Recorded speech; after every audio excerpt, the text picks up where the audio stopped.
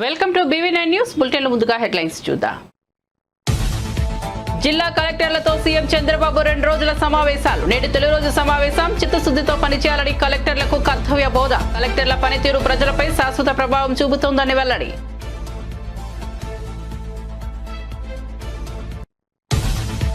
Speaker Prasad Kumar వ్యాఖ్యలు తనకు బాధ కలిగించాయన్న సునీత లక్ష్మారెడ్డి. తనపై వ్యాఖ్యలను స్పీకర్ ఉపసంహరించుకోవాలన్న నారాయణఖేడ్ బీఆర్ఎస్ ఎమ్మెల్యే.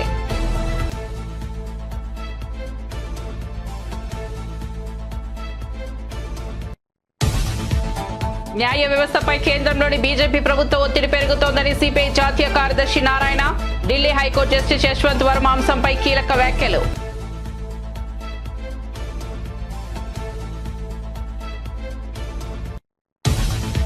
రైతులు పండించే పంటలకు గిట్టుబాటు ధరలు లేక తీవ్రంగా నష్టపోతున్నారన్న ఎమ్మెల్సీ లే లాపిరెడ్డి ఆవేదన.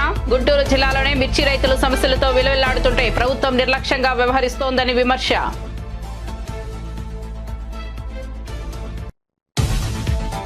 ఐటీ అడ్వాన్స్ కోర్సుల్లో నైపుణ్యాభివృద్ధికి సిస్కోతో ఒప్పందం. మంత్రి నారా లోకేష్ సమక్షంలో సిస్కో ఏపీఎస్ఎస్డిసి ఎంఓయు ఒప్పందం ద్వారా 50,000 మంది యువతకు డిజిటల్ ఐటీ నైపుణ్యాభివృద్ధి శిక్షణ. తిరుమలలో ఘనంగా కోయిర్ ఆల్వాల్ తిరుమంచనం. ఉగాది ఆదివార ఆస్థానం బ్రహ్మోత్సవాలు. వైకుంఠ ఏకాదశికి నాడు నిర్వహణ. ఆలయ ప్రాంగణం, ఆలయ గోడలు, పైకప్పు, దేవతాబొత్తులు, పూజా సామగ్రిని శుద్ధి. అనంతరం ప్రత్యేక పూజలు, నైవేద్యం సమర్పణ. ఇక వార్త వివరాల్లోకి వెళ్తే, రాష్ట్ర పునర్నిర్మాణానికి ప్రభుత్వం కృత నిశ్చయంతో ఉందని ముఖ్యమంత్రి చంద్రబాబు స్పష్టం చేశారు.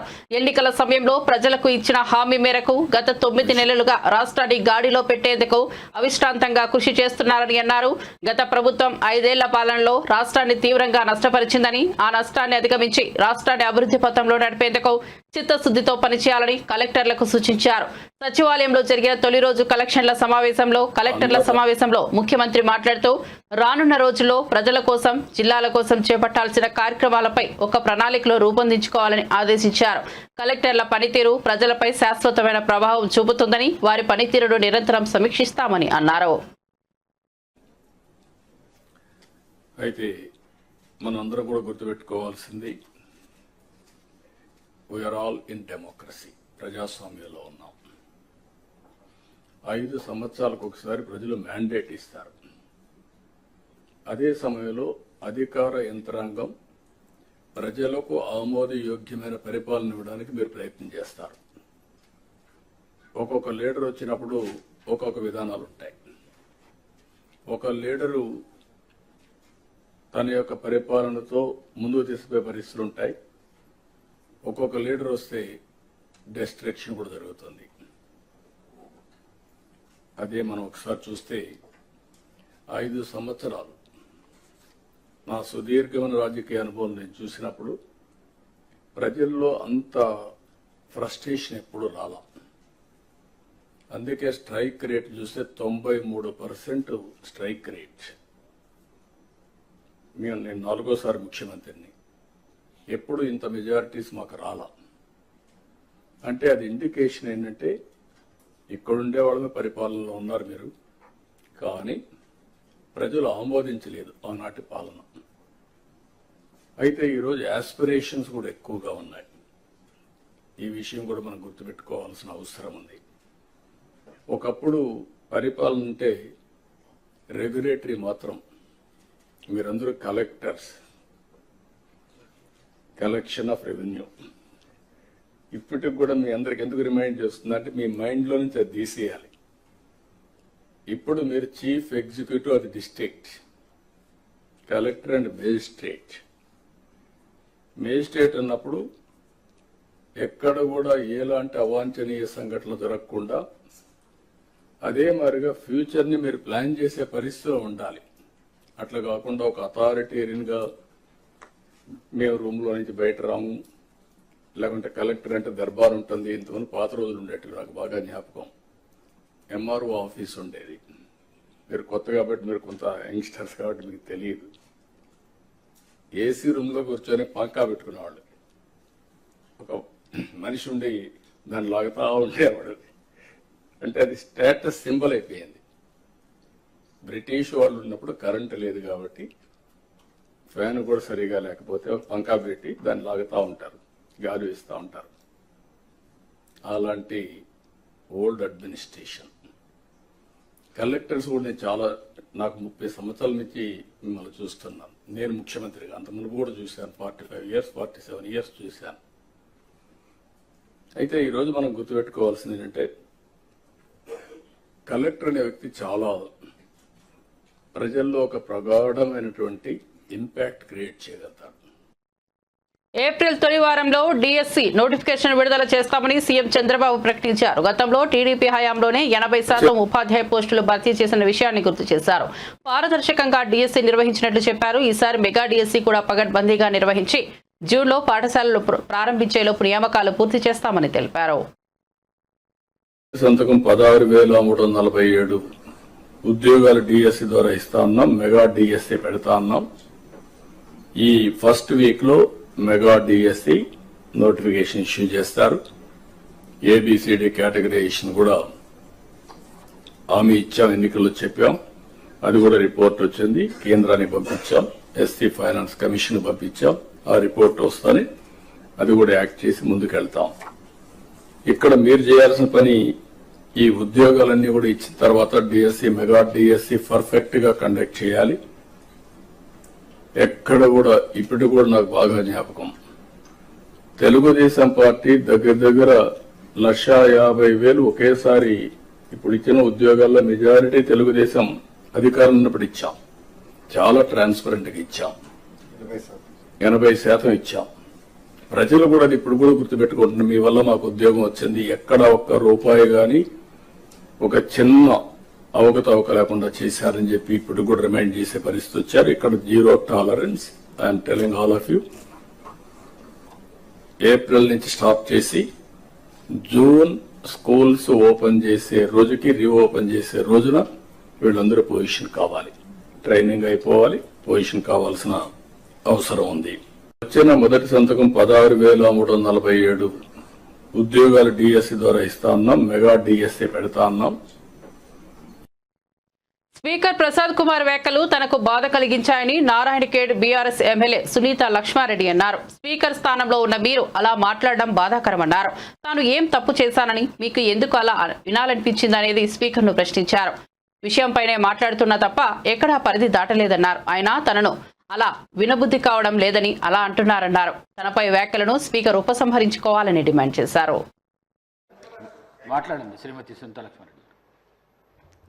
అధ్యక్ష, మీరు మా సభాపతి అధ్యక్ష. మరి ఇక్కడ ఉన్నటువంటి సభ్యుల యొక్క హక్కులను కాపాడాల్సినటువంటి బాధ్యత మీ పైన ఉంది అధ్యక్ష. అయితే నిన్న ఏదైతే మీరు అన్నటువంటి మాటలు ఉన్నాయో, మరి నేను మాట్లాడుతున్నటువంటి సందర్భంలో నేను సబ్జెక్ట్ని ఎక్కడ కూడా డివేట్ కాలేదు అధ్యక్ష. నేను women and child welfare, SC, ST, BC, minority, rural development మీద మాట్లాడుతున్నానని చెప్పేసి ఫస్టే చెప్పడం జరిగింది అధ్యక్ష. మార్నింగ్ నుంచి ఈవినింగ్ దాకా మేము వెయిట్ చేసినాం అధ్యక్ష. రాత్రి 8 గంటలకు నాకు టైం ఇచ్చినా కూడా ఓపికతో ఉండి మాట్లాడుతున్నటువంటి సందర్భంలో తొందరగా కంప్లీట్ చేయండి అని చెప్పేసి మీరు చెప్పి మైక్ కట్ చేసినప్పుడు మేమందరం కూడా, మా సభ్యులు మేమందరం కూడా ఒక 2 నిమిషాలు ఇవ్వండి అధ్యక్ష అంటే, మీరు మాట్లాడినటువంటి మాటలు ఏవైతే ఉన్నాయో నాకే వినబడట్లేదు, నాకే వినబుద్ధి అవ్వట్లేదు, వీళ్ళందరూ ఎట్లా వింటున్నారో అని చెప్పేసి అనడం నిజంగా కూడా చాలా బాధ వేసింది అధ్యక్ష. ఎందుకంటే మరి మా ప్రోటోకాల్స్ కి సంబంధించినటువంటి ఇష్యూలో మీరు ఇన్వాల్వ్ అయ్యి మరి జిల్లా కలెక్టర్ పిలిచి మాట్లాడినటువంటి మీరే ఒక మహిళగా నేను మాట్లాడుతున్నప్పుడు, ఒక సీనియర్ శాసనసభ్యురాలిని, మంత్రిగా పనిచేసినాను. నేను ఎక్కడ కూడా అన్పార్లమెంటరీ మాట్లాడలేదు. ఎందుకంటే సభలో చాలా మంది ముఖ్యమంత్రి, మంత్రులు, సభ్యులు అందరూ కూడా మాట్లాడినా కూడా ఇక్కడ ఉన్నటువంటి కొత్తగా ఉన్నటువంటి శాసనసభలో కూడా నేను చెప్తాను అధ్యక్ష, ఇది ఇట్లా మాట్లాడాలా, 0 అవర్లో ఒకటే సబ్జెక్ట్ మాట్లాడాలా, మనం మాట్లాడద్దు అని చెప్పేసి చెప్పేటువంటి స్టేజ్ లో ఉన్నటువంటి నన్ను మరి మీరు నిన్న ఏదైతే మాట్లాడినరో నాకు చాలా బాధ అనిపించింది అధ్యక్ష. ఎందుకంటే నేను ఓన్లీ సబ్జెక్టే మాట్లాడినాను అధ్యక్ష. సబ్జెక్ట్ని మించి నేను ఒక్క విషయం కూడా బయటికి జరగలేదు. మరి అటువంటి సమయంలో మీరు మాట్లాడినటువంటి మాటలు నిజంగా చాలా చాలా బాధ అనిపించింది అధ్యక్ష. నేను ఇక్కడ ఉన్నప్పుడు నాకు వినపడలేదు అధ్యక్ష. ఎందుకంటే అల్లరి చేస్తా ఉన్నారు, ఇక్కడ అక్కడ అందరూ కూడా అల్లరి చేసినప్పుడు మాకు వినపడలేదు. మేము వాకౌట్ చేసి బయటికి వెళ్ళిన తర్వాత అక్కడ ఉన్నటువంటి మా సభ్యులు చెప్పి మిమ్మల్ని ఇట్లా స్పీకర్ గారు అన్నారని చెప్పేసి నాకు వీడియోలు చూపిస్తే నాకు చాలా బాధ అనిపించింది అధ్యక్ష. ఎందుకంటే నేను ఎప్పుడు కూడా ఎవరితో ఒక మాట పడని దాని, మరి ఎవరితో ఏలెత్తి చూపించినటువంటి వ్యక్తిని కూడా కాదు అధ్యక్ష. నేను డిసిప్లిన్ గా క్రమశిక్షణతో మరి ఎక్కడున్నా కూడా లాయల్ గా ఉండడం నాకు అలవాటు అధ్యక్ష. కానీ మీరు నేను తప్పేం మాట్లాడిన అధ్యక్ష, మరి మీకు ఎందుకు వినబడేది కాలేదు నాకు అర్థం కాలేదు. ఇక్కడ నేను ఉన్నది మరి నా ప్రజలు, నియోజకవర్గానికి సంబంధించినటువంటి ప్రజలు నా పార్టీ అవకాశం ఇస్తే గెలిచి ఇక్కడ వచ్చినాను అధ్యక్ష. నేను ఇక్కడ మాట్లాడేది నా నియోజకవర్గ ప్రజలకు సంబంధించినటువంటి సమస్యలు, అక్కడ ఉన్నటువంటి ప్రభుత్వానికి సంబంధించినటువంటి ఇష్యూస్ ఏవైతే ఉన్నాయో వాటిని ఎత్తి చూపిస్తూ ఇవి చెయ్యండి అని చెప్పేసి సలహాలు ఇచ్చేటువంటి అపోజిషన్ పార్టీలో ఉన్నాను అధ్యక్ష. అదే విషయం నేను నిన్న మాట్లాడినా తప్ప మరి ఎక్కడ కూడా నేను డీవియేట్ అయి మాట్లాడలేదు, అన్పార్లమెంటరీ మాటలు మాట్లాడలేదు. అయినప్పటికీ కూడా మీరు నన్ను ఉద్దేశించి, ఒక మహిళగా నన్ను ఉద్దేశించి మాట్లాడినటువంటి మాటలు నిజంగా నాకు చాలా చాలా బాధ అనిపించింది అధ్యక్ష. మరి అది మీకు మంచి అనిపిస్తే మీరు రికార్డులో ఉంచండి అధ్యక్ష. లేదు అంటే మరి దాన్ని విత్డ్రా చేసుకోవాల్సిందిగా నేను కోరుతాను. ఎందుకంటే సభాపతిగా మా హక్కులు కాపాడాల్సినటువంటి బాధ్యత మీది. న్యాయ వ్యవస్థపై కేంద్రంలోని బీజేపీ ప్రభుత్వ ఒత్తిడి పెరుగుతోందని సిపిఐ జాతీయ కార్యదర్శి నారాయణ అన్నారు. మంగళవారం ఆయన మీడియాతో మాట్లాడుతూ ఢిల్లీ హైకోర్టు జస్టిస్ యశ్వంత్ వర్మ అంశంపై కీలక వ్యాఖ్యలు చేశారు. ఈ సందర్భంగా ఆయన బీజేపీకి అనుకూలంగా వ్యవహరించే జడ్జిలు ఉన్నత పదవులకు వెళ్తున్నారని, రాజ్యసభ పదవులు గవర్నర్లు అవుతున్నారని అన్నారు. కేంద్రంలో మోడీ అధికారంలోకి వచ్చాక జ్యుడిషియరీ పైన నాగుపాము పడగపెట్టి ఒత్తిడి ఆరోపించారు.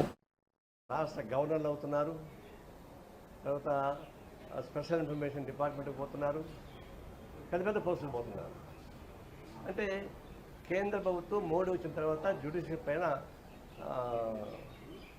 నాగబాబు పడగబెట్టేసింది. లేకపోతే చీఫ్ జస్టిస్ చంద్రచూడ్ ఉన్నప్పుడు ప్రధానమంత్రి మోడీ వాళ్ళ ఇంటికి పోతారా పూజ చేయడానికి? జ్యుడిషియరీ ఇంటికి అట్లా పోవచ్చా ప్రధానమంత్రి ఉన్నాడు? దీన్ని బట్టి అర్థం ఏంటంటే వాళ్ళ ఒత్తిడి బాగా పెరుగుతూ ఉంది. కొలిజియం పైన కూడా రకరకాల ఇబ్బంది కొడుతూ ఉన్నారు. తర్వాత వచ్చినటువంటి పర్యవసానాలు, కేంద్ర ప్రభుత్వం ఎప్పుడైతే అవినీతికి చొప్పించి ప్రమోషిస్తూ ఉందో మనం కూడా చేయొచ్చు అని చెప్పేసి అనేటువంటి సిస్టమ్ న్యాయ వ్యవస్థ వచ్చేసింది, కిందాకు వచ్చేసింది. డేంజర్ అక్కడ ఉంది. ఇప్పుడు ఈరోజు వర్మ మూర్ఖత్వంతో తగులుకొని ఉండొచ్చాము, కానీ అసలు దిగజారిపోయింది. న్యాయ వ్యవస్థ కూడా మనం ఏమైనా చేసుకోవచ్చు, మనల్ని ఏమి ఎవరైనా చేయరు. కేంద్ర ప్రభుత్వం మనల్ని నెట్టుతూ ఉంది. ఒకరిని నెట్టితే చాలు కదా. అంతకుముందు పనిచేసిన చాలా దొరకలేదు. దొరికినప్పుడు దొంగ, వర్మ దొరికాడు కూడా దొంగ. దాన్ని దొరకని పెద్ద మనుషులు చాలామంది ఉన్నారు. హైయెస్ట్ పోస్ట్లో జ్యుడిషియల్ ఉన్న కూడా చాలామంది అవినీతి పరంగా ఉన్నారు. అవన్నీ కూడా ఎంక్వైరీ చేసి తెలుసు. అందులో ఇప్పుడు ఈ మన కాన్స్టిట్యూషన్ ఏం చెప్తుంది, ఏ జడ్జిని కానీ గెప్పక ఏం చేయకూడదు అంటారు. ఏం చేయలేదు, స్పెషల్ చట్టాలు మార్చుకోవాల్సి వస్తుంది అవసరం. ఈ వర్మను మాత్రం, జస్టిస్ వర్మన్ మాత్రం ఆయన అలహాబాద్ వద్దంటున్నారు, ఎవరు రానియరు. ఆయన ఎంట్రన్స్ సుప్రీం హైకోర్టు ఎంట్రన్స్ ముందర ఒక కుర్చీ వేసి ఆడ కూర్చొని పెట్టాలా. ఆయనే సస్పెండ్ చేయకల్లా, ఇంప్రూవ్మెంట్ చేయకల్లా, ఇంప్రూవ్మెంట్ చేయడం సాధ్యం కాదు. ఆయన ఎంట్రన్స్ ఒక కుర్చీ, మంచి కుర్చీ వేసి, సోఫా వేసి ఆయన దానిలో కూర్చొని పెట్టాలా. ఆయనకే పనియకూడదు.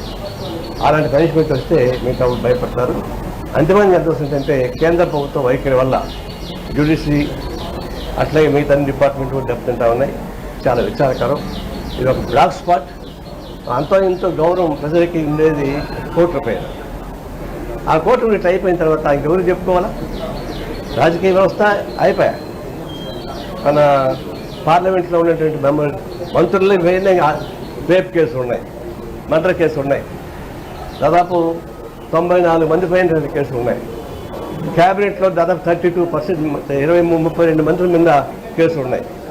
అలాంటప్పుడు ఈ వ్యవస్థ మొత్తం బాగా నాశనం అయిపోతుంది. కాబట్టి ఇప్పటికే ఎక్కడో ఒకసారి స్టార్ట్ చేయాలి ఈ న్యాయ వ్యవస్థ ప్రచారం కోసం. ముఖ్యంగా కేంద్ర ప్రభుత్వం ఈ 5 అంగాలు ఉన్నాయి. ప్రెసిడెంట్ ఆఫ్ ఇండియా, నేను చనిపోతే నా పార్థివ దేహంపై జాతీయ జెండా కప్పే గౌరవాన్ని నేను పొందానని మాజీ మంత్రి బీఆర్ఎస్ ఎమ్మెల్యే వేముల ప్రశాంత్ రెడ్డి ఉద్వేగభరిత వ్యాఖ్యలు చేశారు. తెలంగాణలో అసెంబ్లీ సమావేశాలు కొనసాగుతున్నాయి. ఈ సమావేశాల్లో భాగంగా మంత్రులు ఆయా శాఖలకు సంబంధించిన పద్దులను సభలో ప్రవేశపెట్టారు. R&B శాఖ పద్దులను మంత్రి కోమటిరెడ్డి వెంకటరెడ్డి ప్రవేశపెట్టారు. దీనిపై చర్చ జరుగుతున్న సందర్భంగా బీఆర్ఎస్ నేత వేముల మాజీ ముఖ్యమంత్రి కేసీఆర్ దయ వల్ల, బాల్కొండ నియోజకవర్గ ప్రజల దయ వల్ల తాను వరుసగా 3 సార్లు అసెంబ్లీకి ఎన్నికయ్యానని తెలిపారు. అలాట్ చేయడం మంచిది కాదని నా అభిప్రాయం. అట్లనే అధ్యక్ష, ఈ విషయంలో ఈ సమాజానికి అవగాహన కూడా కల్పించాలి. ఎందుకు మనకు అవసరం, గ్రీన్ కవరేజ్ ఎందుకు అవసరం అని చెప్పి అవగాహన కల్పించాలి. మరి ఒక స్టడీ ఏంటంటే అధ్యక్ష, 33% పచ్చదనం ఉంటే ఈ భూమి మీద 33% చెట్లు ఉంటే వాతావరణ సమతుల్యం ఉంటుంది అధ్యక్ష. లేకపోతే ఉష్ణోగ్రతలు పెరిగిపోతాయి, వర్షాలు రావు, వాతావరణ సమతుల్యం పోతుంటుంది, అంతా ఎన్విరాన్మెంట్ అంతా చెడిపోతూ ఉంటుంది. కాబట్టి ఆ రోజు కేసీఆర్ గారు దీనిని అర్థం చేసుకుని హరితహారం అనే ఒక పెద్ద కార్యక్రమం తీసుకుని అధ్యక్ష బ్రహ్మాండంగా ఒక ఉద్యమంలో తీసుకుపోయినారు. అది మనందరికి తెలుసు. ఆ 10 సంవత్సరాల కాలంలో 10,822 కోట్లు ఖర్చు చేసి 273 మొక్కలు నాటడం జరిగింది. 273 కోట్ల మొక్కలు నాటడం జరిగింది. దీనివల్ల అంటే ప్రతి గ్రామంలో నర్సరీ పెట్టినాం అధ్యక్ష. ప్రతి ఇంటికి 5 చెట్లు ఇచ్చినాం. అడవులను ఫారెస్ట్ రీజనరేషన్ చేసినాం, అడవుల పునరుద్ధరణ చేసినాం. ఇట్లా చాలా ప్రకృతి వనాలు ఏర్పాటు చేసినాం. ఇవన్నీ చేయడం మూలంగా 7% గ్రీన్ కవరేజ్ పెరిగింది అధ్యక్ష తెలంగాణలో. నివరింద ప్రపంచంలో ఎక్కడ కూడా జరగదు అధ్యక్ష. ఇట్లా కేసీఆర్ గారు తీసుకున్నటువంటి హరితహారం కార్యక్రమం వల్ల 7% గ్రీన్ కవరేజ్ పెరిగింది అధ్యక్ష. కానీ దురదృష్టవశాత్తు మళ్ళీ 15 నెలల కాలం నుంచి అడవులు కూడా కొడుతున్నారు అధ్యక్ష. నేనే నా నియోజకవర్గంలో కూడా చూస్తా ఉన్నాను నేను. మరి ఇది మంచి పరిణామంగా దీని మీద శ్రద్ధ తీసుకోవాలి ఈ ప్రభుత్వం. ఇంకొక 2-3% గ్రీన్ కవరేజ్ పెంచితే 33%కి చేరుతాం. మనం ఇది అందరి కోసం మనం ఉంటాం, మన పిల్లలు మన తర్వాత తరాలకు పనికొచ్చే విషయం కాబట్టి అధ్యక్ష నేను ఈ ప్రభుత్వానికి సూచిస్తా ఉన్నా, క్యాంపా ఫండ్స్ ఉంటాయి, దాన్ని ఎఫెక్టివ్గా వాడుకోండి, కేంద్ర ప్రభుత్వం నుంచి వస్తాయి అధ్యక్ష. దానికి ముందు తమకు విషయం మనవి చేయాలి అధ్యక్ష. కేసీఆర్ గారి దయ వల్ల, బాల్కొండ నియోజకవర్గ ప్రజల దయ వల్ల నేను 3 సార్లు వరుసగా ఈ శాసనసభకు ఎన్నికవుతూ వస్తా ఉన్నాను అధ్యక్ష. కేసీఆర్ గారు నన్ను ఒక 4 సంవత్సరాలు మిషన్ భగత వైస్ చైర్మన్గా, 5 సంవత్సరాల మంత్రిగా నాకు అవకాశం ఇచ్చినారు అధ్యక్ష. నేను మంత్రిగా, మిషన్ భగత వైస్ చైర్మన్గా ఆ దేవుడు నాకు ఇచ్చిన శక్తి మేరకు కేసీఆర్ గారి మార్గనిర్దేశకత్వంలో ఈ రాష్ట్రానికి సేవ చేసుకున్నాను అధ్యక్ష. అయితే అధ్యక్ష నేను చనిపోతే నా పార్థివ శరీరం మీద జాతీయ జెండా కప్పుతారు అధ్యక్ష. జాతీయ జెండా కప్పి గన్ సల్యూట్ కూడా చేస్తారు. అట్లా ఈ రాష్ట్రంలో చాలా కొద్ది మందికి ఆ గౌరవం ఉన్నది అధ్యక్ష. ఆ కొద్ది మందిలో నేను ఒక్కని. కాబట్టి ఈ శాసనసభలో మాట్లాడే సందర్భంలో తమరు మైక్ ఇస్తే, తమరు అవకాశం ఇస్తే బాధ్యతగా మాట్లాడటానికి నేను ప్రయత్నం చేస్తా అధ్యక్ష. ఎక్కడ కూడా ఎవరిని కూడా కించపరిచే విధంగా కావచ్చు, సబ్జెక్ట్ డివేట్ అయ్యే విధంగా కావచ్చు మాట్లాడకుండానే అధ్యక్ష ఇటువంటి దయచేసి సభను ఆర్డర్లో పెట్టి నాకు ఇంటరప్షన్స్ లేకుండా నేను చెప్పిన తర్వాతే. రైతులు పండించే పంటలకు గిట్టుబాటు ధరలు లేక తీవ్రంగా నష్టపోతున్నారని ఎమ్మెల్సీ లేళ్ల ఆపిరెడ్డి ఆవేదన వ్యక్తం చేశారు. ముఖ్యమంత్రి ఉన్న గుంటూరు జిల్లాలోని మిర్చి రైతులు సమస్యలతో విలువెల్లాడుతుంటే ప్రభుత్వం నిర్లక్ష్యంగా వ్యవహరిస్తోందని విమర్శించారు. రైతులకు అండగా నిలవాల్సిన ప్రభుత్వమే చోద్యం చూస్తోందని పేర్కొన్నారు. రైతులు పరామర్శిస్తే ఆ పరామర్శించిన 4-5 రోజులకి అప్పటి వరకు కూడా కనీస స్పృహ కూడా లేదు. మంత్రులు పట్టించుకోరు, వ్యవసాయ మంత్రి ఆలోచన చేయడు, ముఖ్యమంత్రి సాక్షాత్తు గుంటూరు జిల్లాలోనే నివాసం ఉంటాడు. ఆయన కూడా కనీసం ఆ వైపు కన్నెత్తి కూడా చూసినటువంటి పరిస్థితి లేదు. జగన్మోహన్ రెడ్డి గారు పర్యటించిన తరువాత హడావుడిగా మేము కేంద్ర ప్రభుత్వంతో మాట్లాడుతూ ఉన్నాం, కేంద్ర ప్రభుత్వాన్ని రాష్ట్రానికి తీసుకురాబోతూ ఉన్నాం, మిర్చి పండించినటువంటి రైతులకి అండగా నిలబడబోతూ ఉన్నాం, కనీస మద్దతు ధరని ప్రకటించబోతున్నామనే భావంతో ఆ రోజున హడావుడిగా 11,781 రూపాయకి, ఇంతకుముందు కూడా చెప్పేది బాటా కంపెనీలో రేట్లు ఉంటాయి, ఆ రేట్లు చూసుంటాం, తర్వాత ఈ రేటు చూసాం ఈ ప్రభుత్వం దగ్గర 11,700 81 రూపాయికి మేము కొనుగోలు చేయబోతున్నామని చెప్పి 60 రోజులు దాడుతూ ఉంది. ఎక్కడ కొనుగోలు చేశారని అడుగుతా ఉన్నా. కనీసం ఎక్కడైనా ఒక మిర్చి టిక్కీని మీరు కొనుగోలు చేసినటువంటి పరిస్థితులు ఉన్నాయా? ప్రభుత్వానికి సంబంధించి ఏ ఒక్క జీవోనైనా విడుదల చేశారా? లేకపోతే ఈ కొనుగోలుకు సంబంధించి విధి విధానాల్ని కనీసం రూపకల్పన చేసినటువంటి పరిస్థితులైనా ఉన్నాయంటే ఎక్కడా కూడా ఆ విధమైనటువంటి ప్రభుత్వ చర్యలు కానీ కార్యక్రమాలు కానీ ఎక్కడా కూడా లేనటువంటి పరిస్థితులు ఉన్నాయి.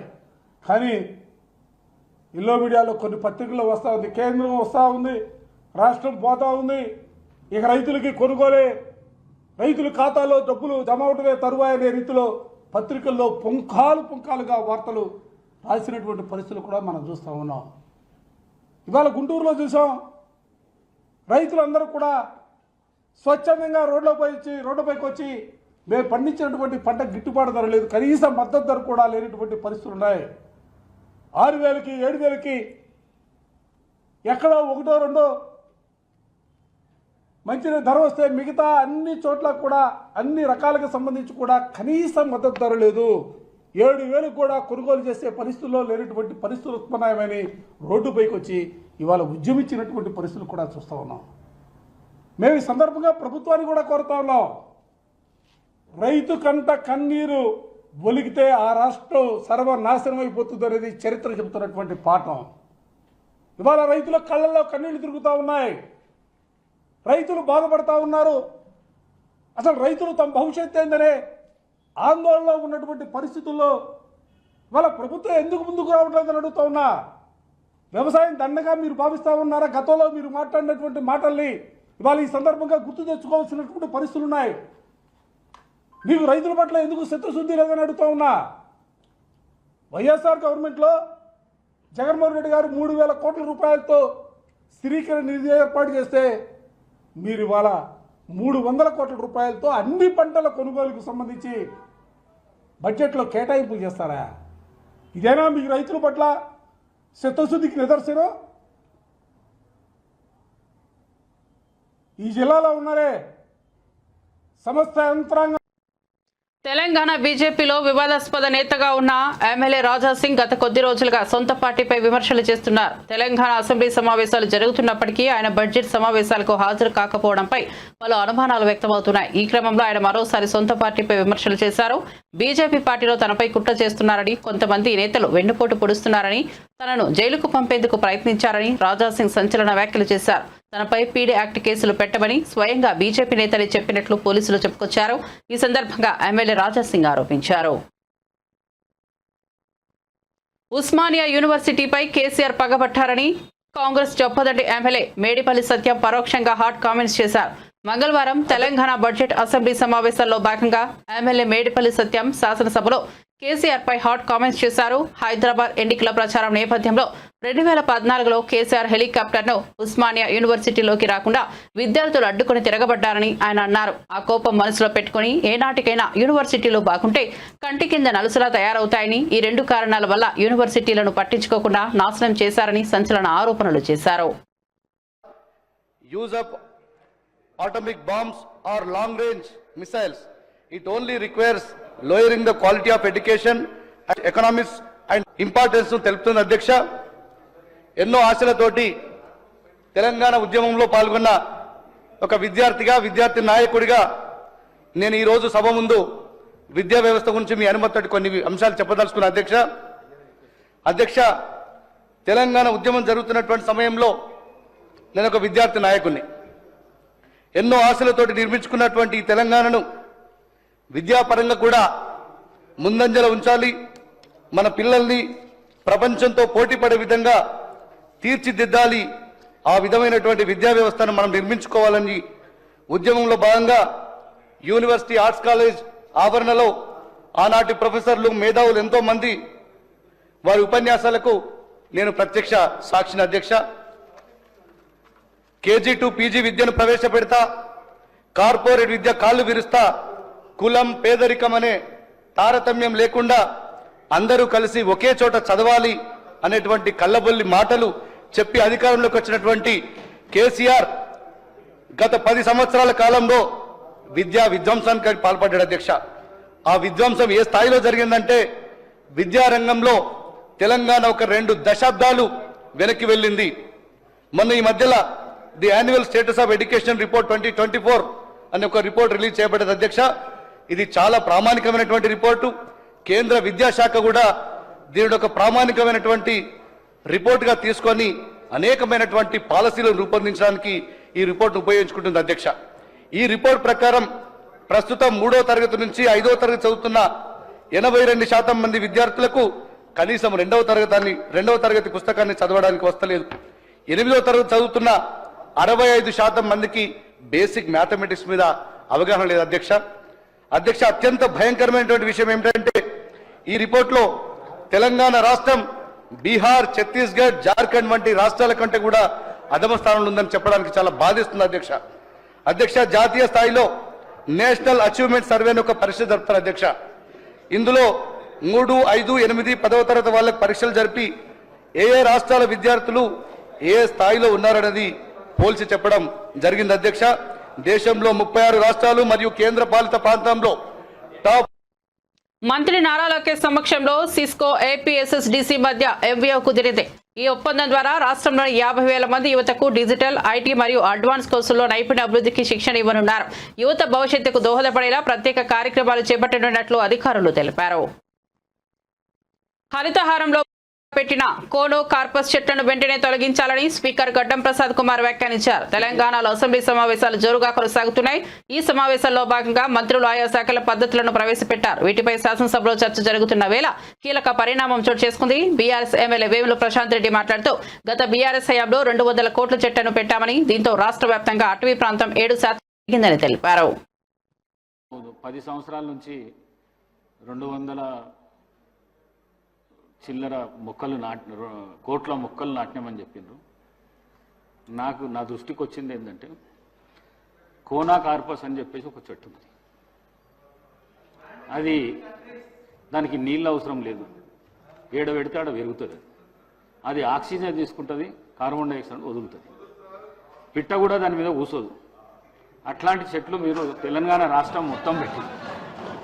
ఒకటి 1 మినిట్ నేను ప్రభుత్వానికి కూడా సూచన ఏం చేస్తున్నంటే ఈ కోనా కార్పస్ చెట్లు ఎక్కడైతున్నాయో వాటిని అన్నిటినీ తీసేయవలసిందిగా ప్రభుత్వానికి. తిరుమలలో కోయిల్ ఆల్వార్ తిరుమంజనం శ్రద్ధగా నిర్వహించారు. ఆలయ శుద్ధి కార్యక్రమాన్ని ఏడాదిలో 4 సార్లు నిర్వహించిన మానవాయితీ. ఉగాది, బ్రహ్మోత్సవాలు, వైకుంఠ ఏకాదశి, ఆదివారం ఆస్థానం సందర్భంగా నిర్వహిస్తారు. ఆలయం మొత్తం శుద్ధి చేసిన అనంతరం ప్రత్యేక పూజలు, నైవేద్యం సమర్పించారు. ఈవో శ్యామలరావు తనిఖీ చేశారు.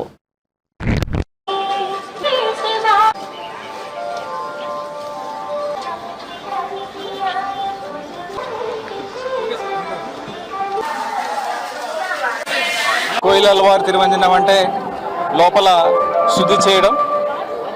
ఈ కార్యక్రమము సంవత్సరంలో 4 సార్లు చేయడం జరుగుతుంది. ఉగాదికి ముందు, అంటే ప్రతి ఒక ముఖ్యమైన ఉత్సవానికి ముందు ముందున్న మంగళవారం రోజు చేయడం జరుగుతుంది. ఉగాదికి ముందు, తర్వాత బ్రహ్మోత్సవాల ముందు, వైకుంఠ ఏకాదశి ముందు, ఆదివారం ఆస్థానం ముందు ఈ కార్యక్రమాన్ని నిర్వహించడం జరుగుతుంది.